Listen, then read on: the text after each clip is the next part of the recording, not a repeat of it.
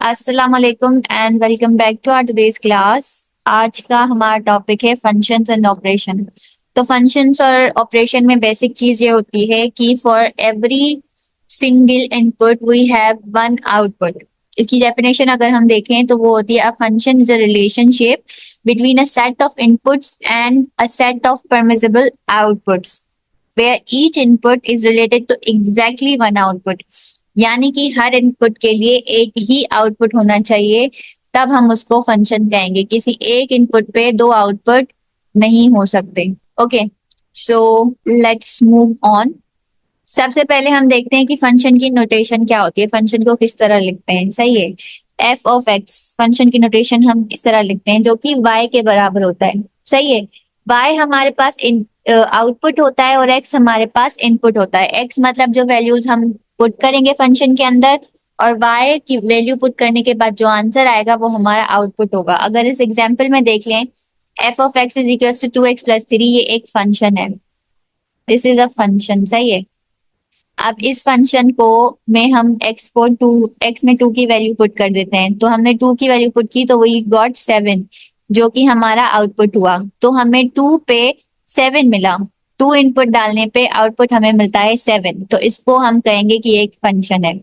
Domain and range. Domain the set of all possible inputs for the function. Range the set of all possible outputs for the function. For example example देख लें कि ये एक function है, ठीक है। F of x is equals to radical x.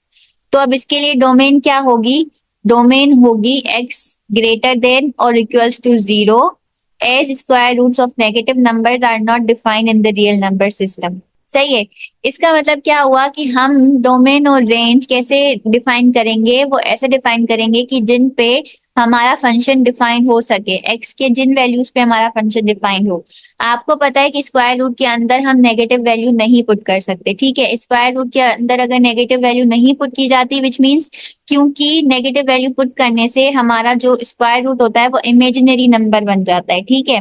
इसलिए हम उसमें कोई नेगेटिव वैल्यू पुट नहीं कर सकते। दैट्स वाई हमारे जो भी एक्स के वैल्यूज होंगे वो एक्स ग्रेटर देन और इक्वल्स टू 0 होंगे, 0 या 0 से बड़े, ठीक है। फॉर एग्जाम्पल अगर मैं आपको ये क्वेश्चन पूछूं आपसे, ये क्वेश्चन है आपके पास, ठीक है। Which of the following is a function? इनमें से कौन सा जो है वो फंक्शन है और कौन सा जो है वो फंक्शन नहीं है?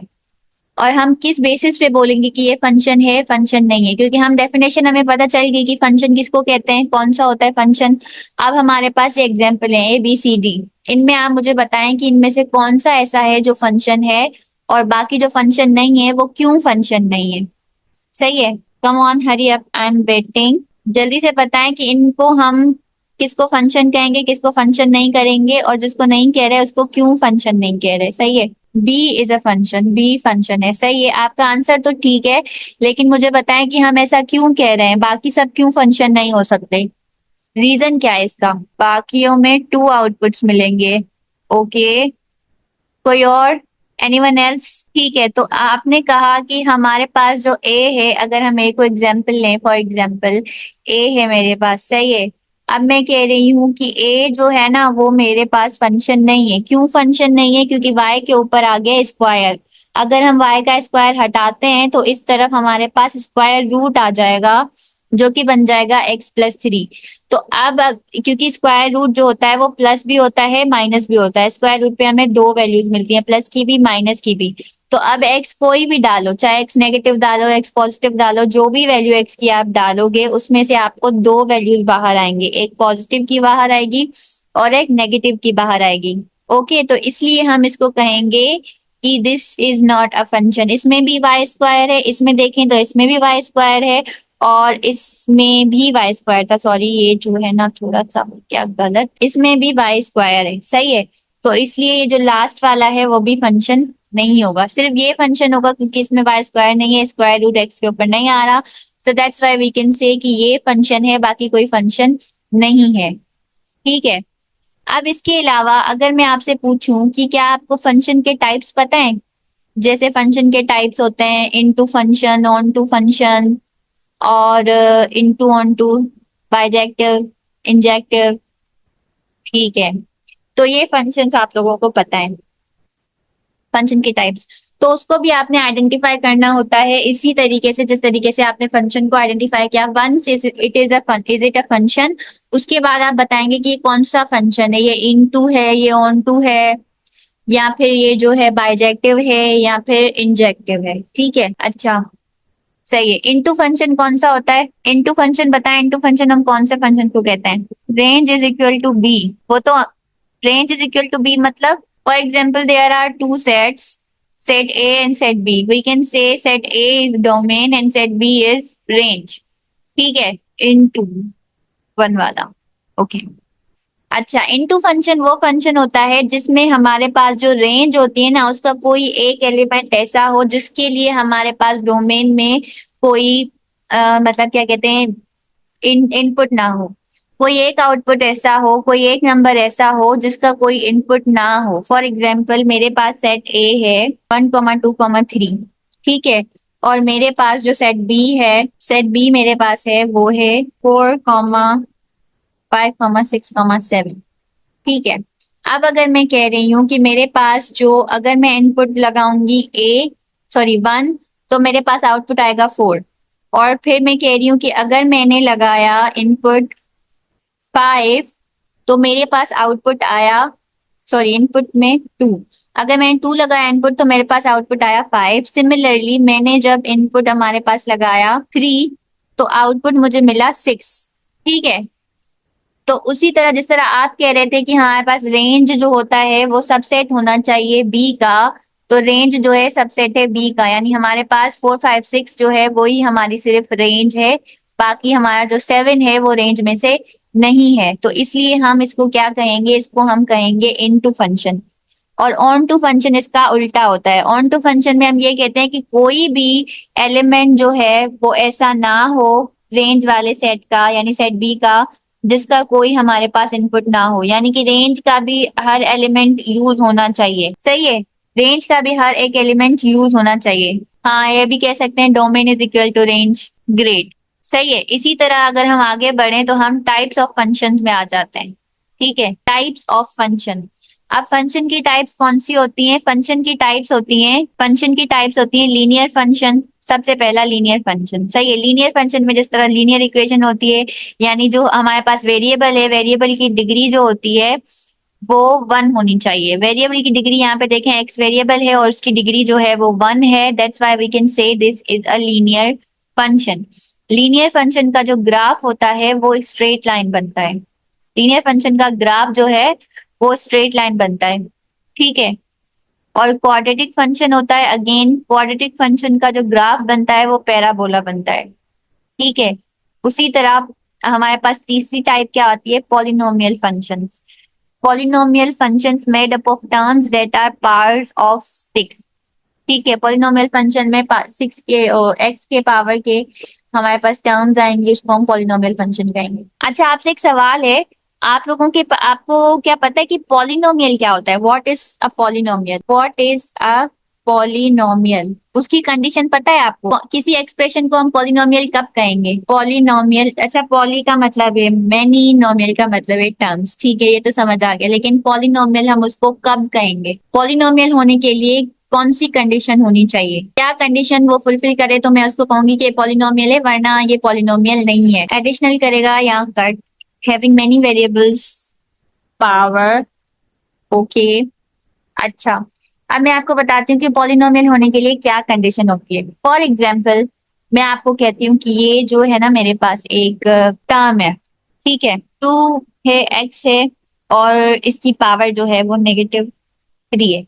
अब आप लोग मुझे बताएं, क्या ये पॉलिनोमियल कहलाएगा? अभी मैनी टर्म्स के बारे में नहीं सोचें, अभी आप मुझे सिर्फ ये बताएं कि ये पॉलिनोमियल कहलाएगा या नहीं। ये मत कहिएगा कि इसमें मैनी टर्म्स नहीं है तो इसलिए ये पॉलिनोमियल नहीं कहलाएगा। सिर्फ ये बताएं कि ये पॉलिनोमियल कहलाएगा या नहीं। It is rational expression. Rational expression क्या होता है? ओके, मैं बताती हूँ, देखें। अब हमारे पास, हम किसी को भी पॉलिनोमियल तब कह सकते हैं जब वेरिएबल की पावर जो होती है ना, वेरिएबल की पावर हमेशा हमेशा पॉजिटिव इंटीजर होना चाहिए।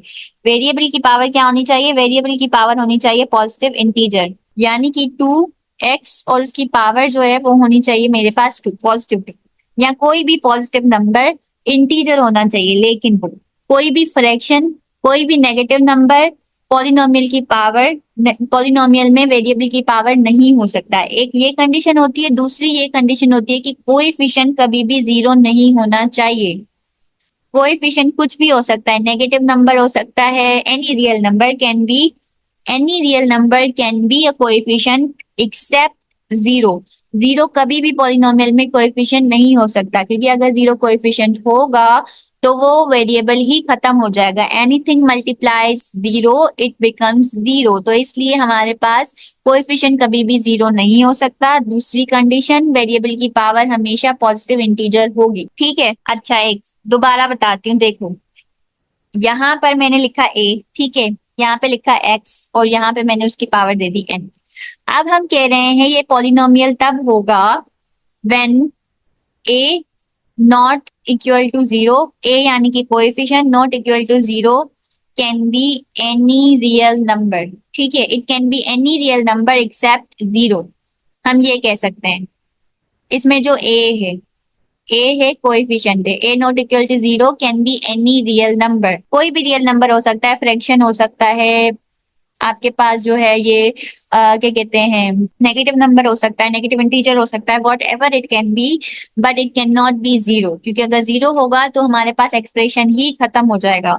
और उसके बाद जो ये एन है, एन हमारे पास क्या होना चाहिए, n belongs to positive integer, only positive integer can be the power of variable। ठीक है, positive integers, non negative integers, okay, positive integer कहें, नॉन नेगेटिव इंटीजर कहें, वो एक्सपोनेंट में होंगे तो हम उसको कहेंगे कि ये एक पॉलिनोमियल है। Now it is a polynomial, हमें पता चल गया कि भाई ये जो है पॉलिनोमियल होने की कंडीशंस हैं। ठीक है, अब यहाँ पे आए कि इसको देखें, जैसे 4x3 है, ये पॉलिनोमियल की कंडीशन पे पूरा उतर रहा है। ये हमारा जो पूरा एक्सप्रेशन है, ये फंक्शन है, ये पूरा का पूरा जो है पॉलिनोमियल की कंडीशन पे उतर रहा है, उसकी एक एक टर्म इस कंडीशन पे पूरी उतर रही है, so that's why we can call it polynomial. सही है। अच्छा, एक और चीज मैं आपको दिखाऊं, आपको ग्राफ्स का पता है ना, ग्राफ्स बनाने आते हैं या ग्राफ इंटरप्रेट करने आते हैं आप लोगों को? वेरी गुड, अगर ग्राफ इंटरप्रेट करने आते हैं तो आप ग्राफ को देख के बता सकते हैं। अच्छा अच्छा अच्छा। एक सेकेंड, अब मैं आप लोगों को ना कुछ पिक्चर्स दिखाती हूँ, फिर आप मुझे बताएं कि जो है ग्राफ के थ्रू हम कैसे बता सकते हैं कि ये एक फंक्शन है या नहीं है। सही है, मैं आप लोगों को दिखाती हूँ, एक सेकंड, जस्ट मुझे 1 मिनट दें, मैं कुछ पिक्चर्स लेकर आती हूँ and then I will show you. ठीक है, तो अब इसको देखें एक नजर जरा और फिर मुझे बताएं। अच्छा नहीं ना, आप परेशान नहीं हो, मैं बता रही हूँ, समझा रही हूँ। सही है, ये आपके पास ग्राफ है, फॉर एग्जाम्पल आपसे ग्राफ में थ्रू क्वेश्चन किया जा रहा है कि हाँ ग्राफ से डोमेन और रेंज फाइंड की जा सकती है, लेकिन अभी जो मैं सवाल कर रही हूँ वो ये सवाल है कि फॉर एग्जाम्पल आपको ये 3 ग्राफ दिए गए हैं और आपसे पूछा जा रहा है कि आप जो है आइडेंटिफाई करें कि कौन सा फंक्शन है, कौन सा फंक्शन नहीं है। हमने कहा हर एक्स पे एक वाई होना चाहिए। ठीक है, हर एक्स पे एक वाई होना चाहिए, हर यूनिक वैल्यू ऑफ एक्स पे यूनिक वैल्यू ऑफ वाई होनी चाहिए, that's when we call it a function. अब इसमें से कौन सा फंक्शन है, कौन सा फंक्शन नहीं है, अब सारे जो आपके रूल्स है ना वो सब भूल जाएं। अब इसमें सिर्फ एक चीज होती है जो आपको बता सकती है कि भाई ये जो है वो फंक्शन है या नहीं है, तो वो होती है वर्टिकल लाइन टेस्ट। इसको हम कहते हैं वर्टिकल लाइन टेस्ट। ठीक है, इसका मतलब ये है कि कोई भी फंक्शन दिया गया और सारी चीजें, सारे रूल भूल जाएं, बस उसमें से वर्टिकल लाइन बनाते जाएं। जैसे ये एक बनी हुई है, यहाँ पे आपने एक वर्टिकल लाइन बनाई, again you draw vertical line, again you draw vertical line and a vertical line. देखें, हर एक वर्टिकल लाइन ग्राफ को सिर्फ एक जगह पे टच करिए, ये वाली यहाँ पे करिए, ये वाली यहाँ पे, कोई भी जगह ऐसी नहीं है जहां पे एक लाइन ग्राफ में ग्राफ वाली लाइन को 2 दफा टच करे, so that's why we call it a function. इसमें भी अगर आप वर्टिकल लाइन बनाएंगे तो यहाँ पर सिर्फ ये एक ही जगह पे फंक्शन में ग्राफ को टच कर रही है, so we can call it, sorry लाइनें मेरी टेढ़ी बन रही है लेकिन सीधी लाइन बनाएंगे वर्टिकल लाइन, तो फिर आप देखेंगे कि ये जो है एक जगह पे टच करिए, तो इसलिए ये भी एक फंक्शन है। ये फंक्शन क्यों नहीं है, देखें वर्टिकल लाइन बनाइए, यहाँ पर भी ये टच कर रही है और यहाँ पर भी ये टच कर रही है। अगेन एक और वर्टिकल लाइन बनाए, ये यहाँ पर भी टच करेगी, यहाँ पर भी टच करेगी, दो जगह पे लाइन टच कर रही है, दो जगह पे लाइन टच कर रही है, तो इसलिए हम इसको क्या कहेंगे कि भाई ये हमारे पास फंक्शन नहीं है। इसी तरह फॉर एग्जाम्पल यहाँ पे मैंने एक ग्राफ बना लिया, सही है। अब मैंने जो है एक ये बना लिया, क्या ये वाला ये फंक्शन कहलाएगा? क्या मैं इसको फंक्शन कह सकती हूँ? ये जो मैंने बनाया बहुत ही टेढ़ा और बहुत ही खराब ग्राफ बनाया है, लेकिन क्या हम इसको फंक्शन कहेंगे? क्या इसको फंक्शन कहेंगे? हाँ कहेंगे, वेरी गुड, इसको फंक्शन कह सकते हैं, क्योंकि इसमें अगर हम वर्टिकल लाइन ड्रॉ करें तो ये जो है वो एक ही जगह पे सिर्फ टच करेगी ग्राफ। ठीक है, तो ये हो गया भाई, ग्राफ से हमने आइडेंटिफाई करना है कि भाई ये फंक्शन है या नहीं है। एक तो आपको इक्वेशन दी गई है, इक्वेशन से आप बता सकते हैं, दूसरा आप ग्राफ को देख के भी बता सकते हैं कि भाई ये फंक्शन है या नहीं है। लीनियर फंक्शन यानी कि एक लीनियर जो है लाइन बनेगी, स्ट्रेट लाइन बनेगी, तो वो एक फंक्शन होगा। ठीक है, क्वाड्रेटिक फंक्शन में एक पैराबोला बनेगा, पैराबोला अगर कब अप है कब डाउन है, लेकिन अगर वो लेफ्ट की तरफ बैंड हो रहा है या राइट की तरफ बैंड हो रहा है तो फिर वो जो है फंक्शन नहीं होता, otherwise it is a function. सही है। पॉलिनोमियल भी है, उसको भी ड्रॉ करके देखेंगे। अच्छा मैं इसको ड्रॉ करके दिखाती हूँ। आप लोगों ने डेस्मोस का सुना है? ओके, सो ये है हमारे पास डेस्मोस ग्राफिंग कैलकुलेटर। यहाँ पे आप इक्वेशन इंसर्ट करेंगे, अब यहाँ पे आ गया आपके पास ग्राफ आ गया, सही है।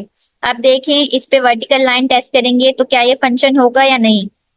ये फंक्शन होगा। ठीक है, अभी एक और हमने जो पहले फॉर एग्जाम्पल ये एक्स है प्लस वन, ये एक स्ट्रेट लाइन है, देखें ये है एक लीनियर फंक्शन, इसी को अगर हम स्क्वायर कर दें तो ये हो गया एक क्वाड्रेटिक फंक्शन, लेकिन अगर मैं कर दूं तो ये हो जाएगा एक ऐसा फंक्शन, एक क्रॉस बन गया, एक्स बन गया। तो क्या अब ये फंक्शन है?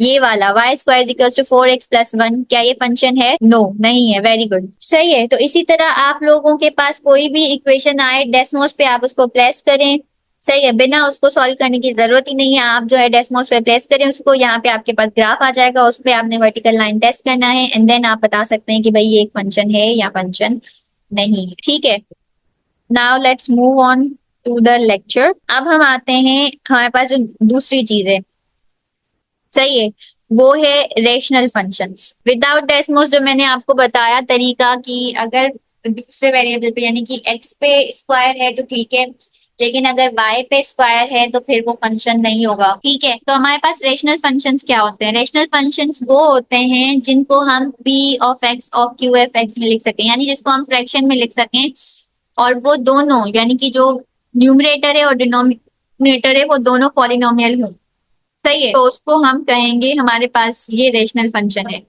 उसके बाद हमारे पास आ जाएगा एक्सपोनेंशियल और लॉगरिथम फंक्शन।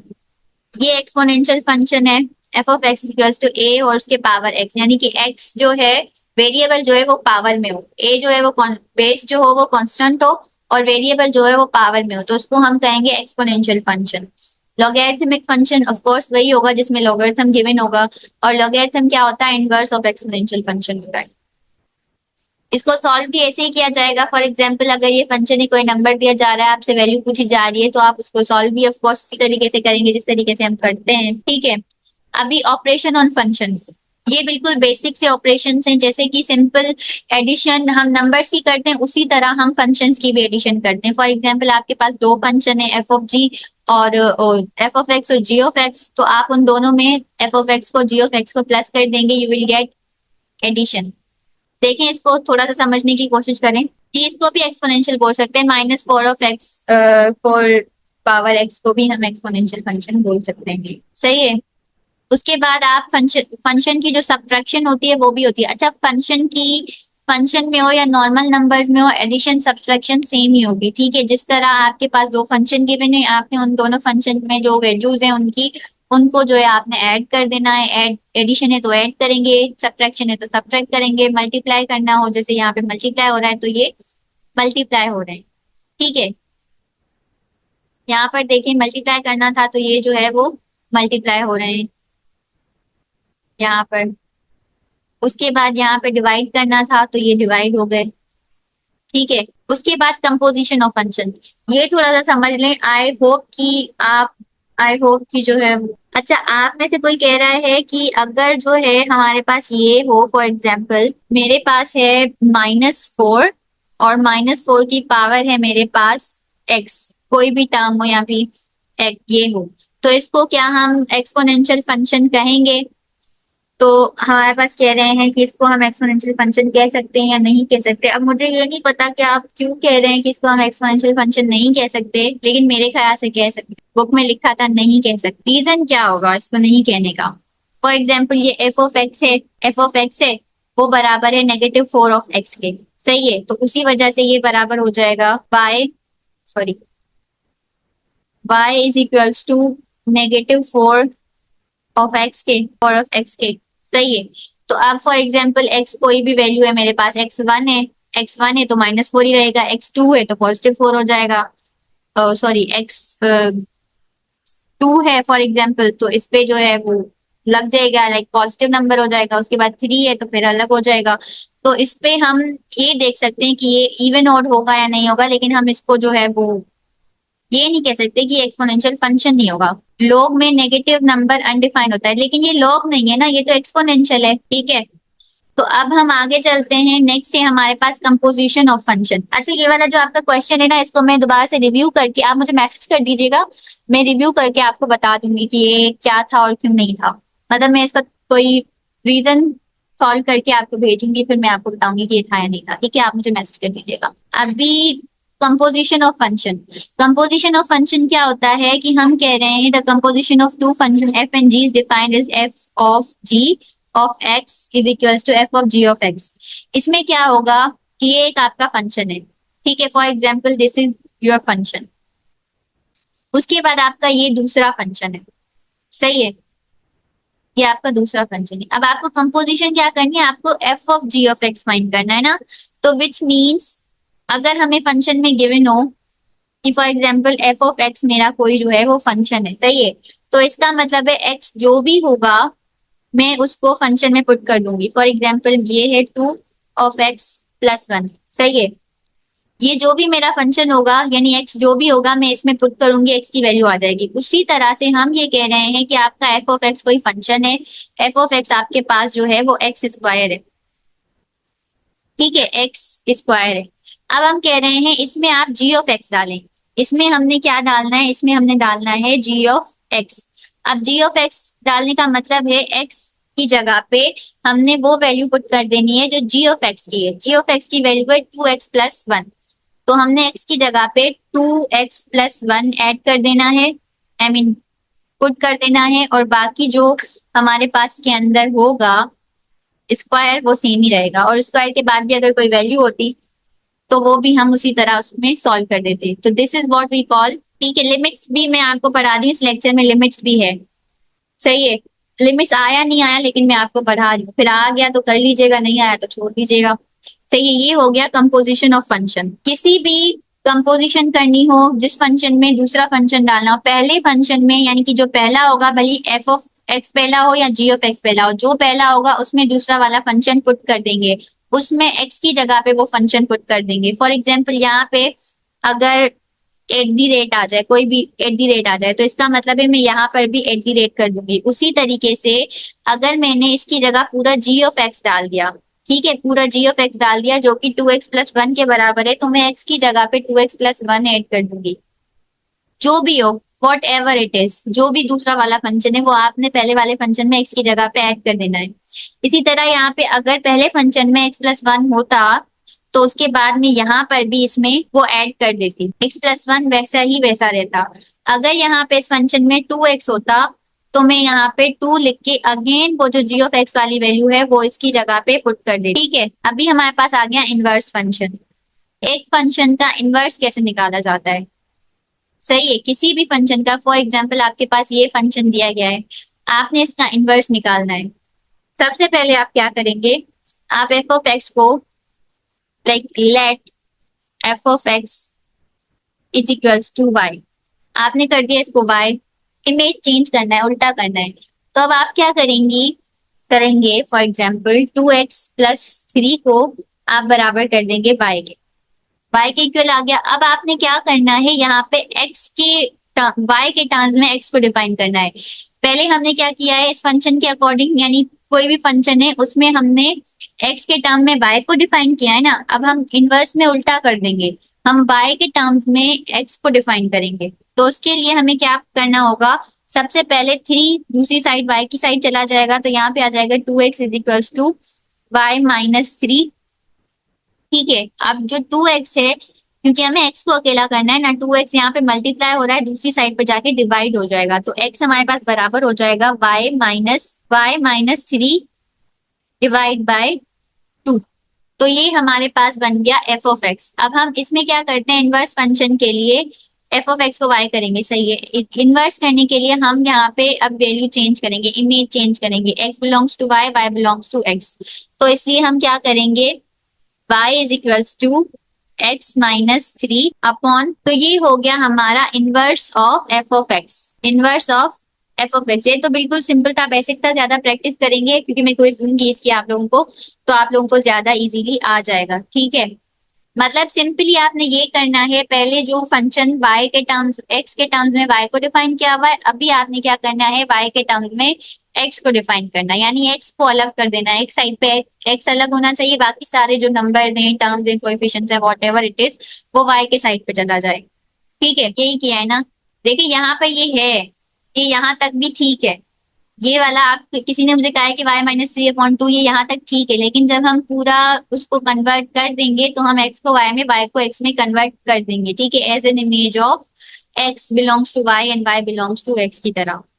ठीक है, अब ये इंपॉर्टेंट है, इसको देख लें, even function and odd function. Even function and odd function, पता है किसी को even function and odd function क्या होता है? एक ही मिनट रहता है आज की क्लास में, जल्दी से बताएं, इवन ऑड खत्म करके फिर खत्म करेंगे क्लास। सही है, इवन एंड ऑड फंक्शन क्या होता है, फॉर एग्जाम्पल कोई भी फंक्शन है, सही है, कोई भी फंक्शन है उसमें आप नेगेटिव वैल्यू इंसर्ट कर रहे हैं, कोई भी फंक्शन है, मैं ये नहीं कही कि ये फंक्शन हो या वो फंक्शन हो, जो भी फंक्शन हो उसके अंदर आप नेगेटिव वैल्यू इंसर्ट करेंगे, और अगर नेगेटिव वैल्यू इंसर्ट करने के बाद भी वो पॉजिटिव रहता है, उसका जो आउटपुट आता है वो पॉजिटिव आता है, तो we can call it even function.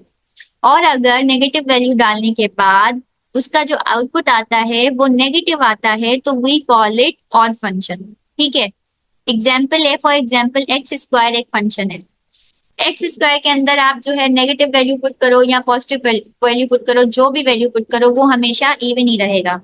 लेकिन x³ के अंदर अगर आप नेगेटिव वैल्यू पुट करोगे तो वो पॉजिटिव नहीं आएगा, उसका आउटपुट जो आएगा वो नेगेटिव आएगा, तो इसलिए हम इसको कह रहे हैं ऑड फंक्शन। ठीक है, बाकी के भी कुछ क्वेश्चन, बाकी का थोड़ा ही रहता है, लिमिट्स और डिफरेंशिएशन, ये मैं जो है आपको कल, यानी कि डेरिवेशन, ये थोड़ा सा बताऊंगी, उसके बाद आप लोगों के लिए क्विज भी है, ये क्विज जो है मैं आप लोगों को सेंड कर दूंगी। ठीक है।